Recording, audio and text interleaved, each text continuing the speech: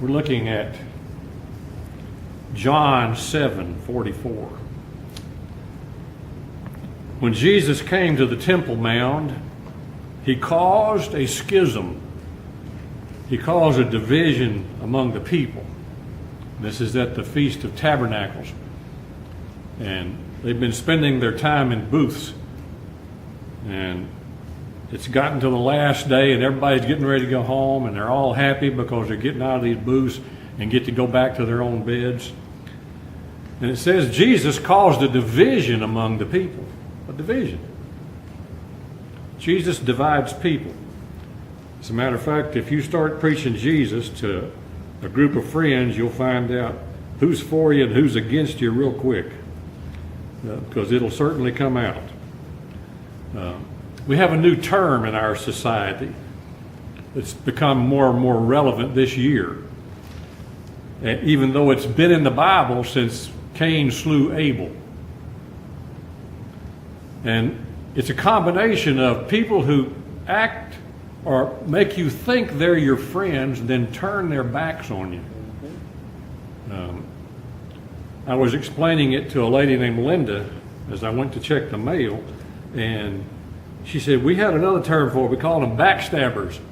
And that's really what we've called it. But the new term for this is a combination of friend, enemy. And it's called frenemy.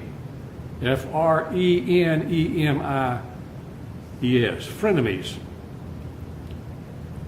And if you haven't seen it before, you will. It's maybe not in the dictionary yet. It's so new, but I guarantee you it's going to be there.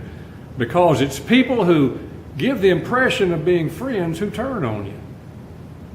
So we've got a new terminology, and no longer backstabbers. It's called frenemies. There's even a show on TV on the channel. It has all the detective programs, and the name of the program is called Frienemies. So it's people who portray themselves as being friend and turn around and stab you in the back. And that's what John 7:44 deals with. Frenemies. Enemies who feign friendship, who make you think they're friends, to gather information they can use against you.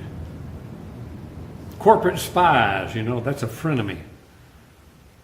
They move into the organization, find out all they can, and then turn it over to another company as their opposition, and then they try to slay the company. Oh, that's so awful. The whole movie that made one actress famous, called Pretty Woman, is about a corporate raider, Richard Gere, who becomes frenemies with companies and buys them out and sells the parts. But the verse says this, and probably it says this in your Bible, and some of them would have taken him, but no man laid hands on him. What it actually says in the Greek, it says this, and I'm going to put in a few extra words so you'll understand the verse, because it's got displaced modifiers in it. And some of them had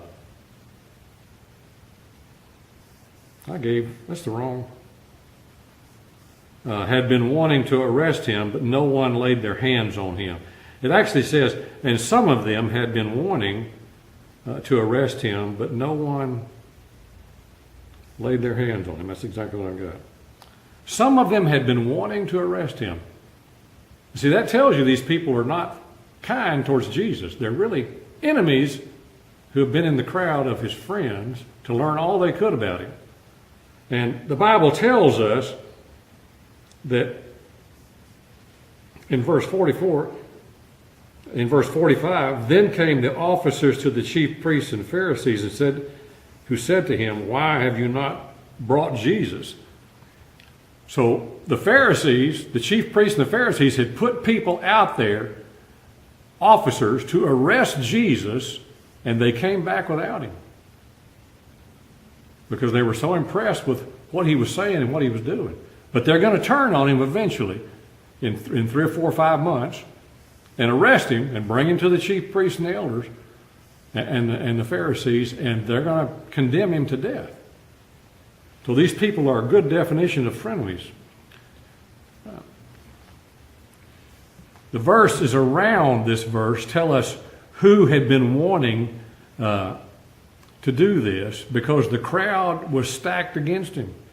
And in verse 45 it says the guards loyal to the Pharisees were sent to arrest him, and had probably swayed some of the people in the crowd over to their side with their corrupt logic, their corrupt religion that had been spewed by the Pharisees, because that's what it says in verse 48, in 49 and 52. They were corrupting the crowd against the innocent man. He said, but nobody laid a hand on him. There's several things to look at here, and I'm just going to give them to you. First of all, Jesus was in fact innocent of any and all the charges eventually brought against him. So they were reluctant to arrest this person who they had this feeling on the inside was innocent.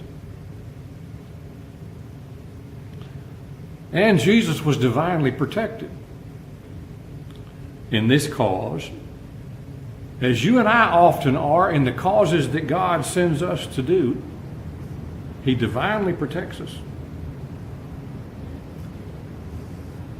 And it's happened to me several times. Our innocence is divinely protected unless we are to be the object of a lesson to someone who needs to see God manifested. I honestly believe that Joan of Arc was divinely sent by God to help free the people of France. And then they burned her at the stake as a heretic because she was a woman. Really, that's the only reason they burned her. They did not want her rising up into the ranks of royalty. They were afraid of her because she had all the popular people behind her. Which brings us to this definition of frenemies. People who pretend to be our friends, but who use us, really. Who will turn on us and ultimately become our enemies. There are examples in history.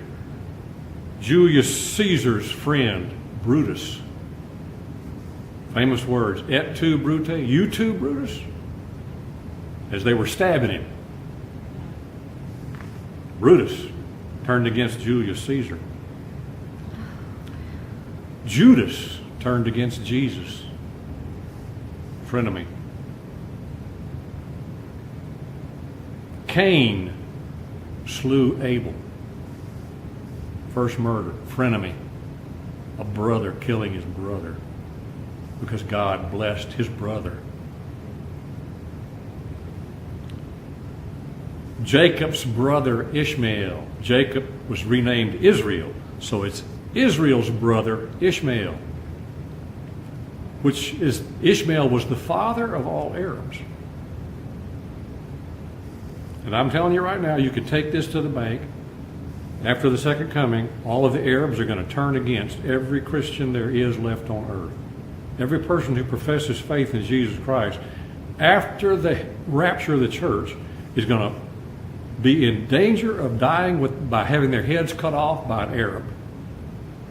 That's just what they do.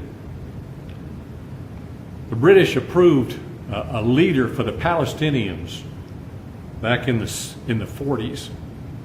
His name was Yasser Arafat.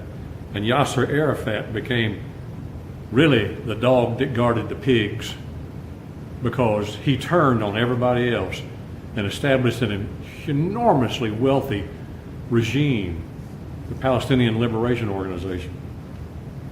He was a frenemy.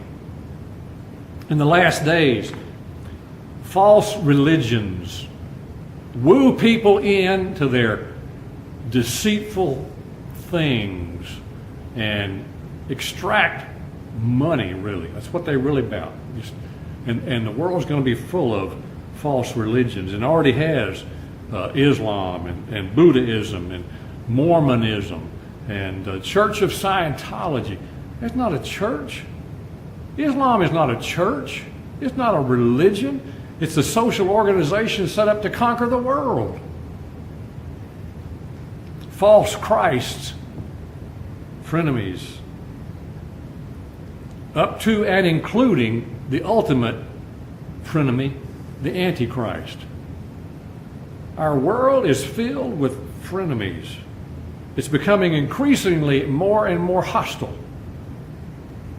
More and more.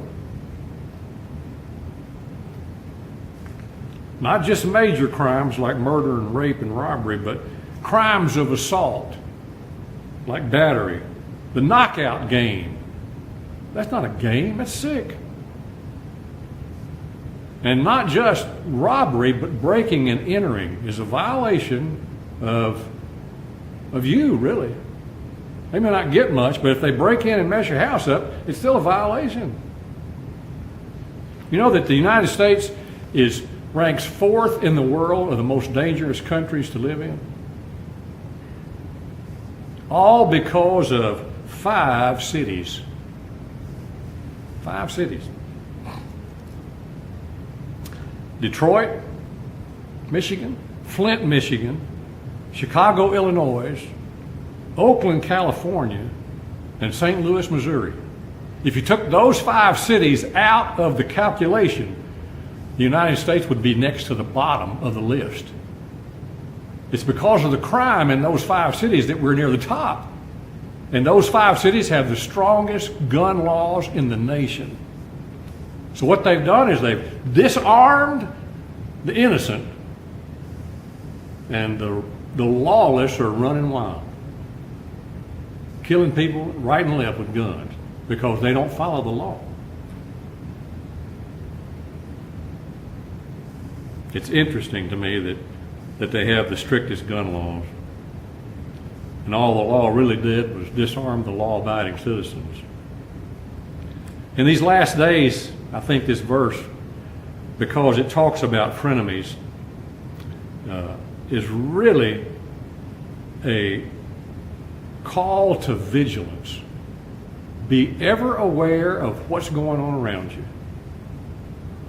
When God says step out, step out. But when the Holy Spirit says watch out, you need to watch out. And you need to get out. I believe in the constitutionality of the right to bear arms, the Second Amendment. If this nation is going to survive, it can only do so by establishing law and order to everyone. I think there ought to be a national right to carry law, where you can just cross any border, and go into any city and carry a gun. I think the criminals would take heed. I think a lot of the crime would go away, especially when people got shot right on the spot. We are an armed nation. There are 97 million gun owners in this country. 97 million gun, and not one of them killed anybody today. 97 million gun owners. Think about hunters. How many hunters are registered in every state? There's over 1 million in Texas alone. Michigan has like 700,000. Pennsylvania has another 700,000 gun owners. When at the beginning of the Second World War, the Emperor Hirohito wanted to invade the United States after he bombed Pearl Harbor. His general told him, "Foolish. That's an armed country. You'll be fighting from block to block to gain any ground in that country. You'll lose the war." And so Hirohito did not invade the United States. Of course, he got bombed severely, but with the atom bomb, and surrendered finally. But can you imagine trying to invade the United States because of all the gun owners? 74 or 76 million gun owners in this country. It's the largest standing army in the world. The hunters. And they're pretty good shots.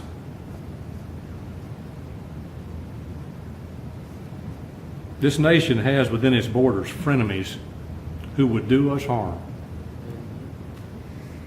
Matter of fact, there are frenemies in your neighborhood that would do you harm. There may be frenemies in your family that would do you harm. I know there's frenemies in my family.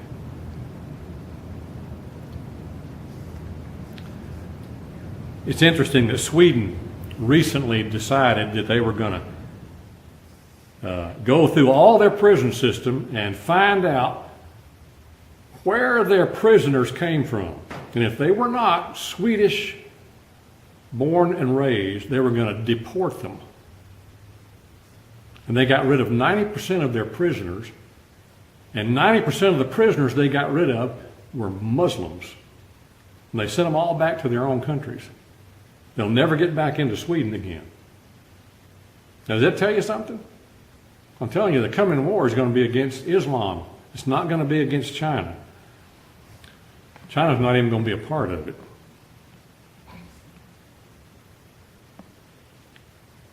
This country ought to deport everybody that's not a United States citizen from our prisons, and our prisons wouldn't be overcrowded. Because there are frenemies here who would do us harm, and they've been caught. They'll be deported without a passport. I'm not so sure we shouldn't just fly over the country and drop them out the back. See if they bounce. God appropriately named Ishmael. He gives us the definition of who Ishmael is after the birth of Ishmael. And he said, "You will call his name Ishmael because he will be a wild ass of a man who is against everybody." Ishmael is the father of the Arabs, father of Islam. I think God knew what he was doing. I think you and I need to listen to what this verse says, that there are frenemies who turned on Jesus. There'll be frenemies who turn on you.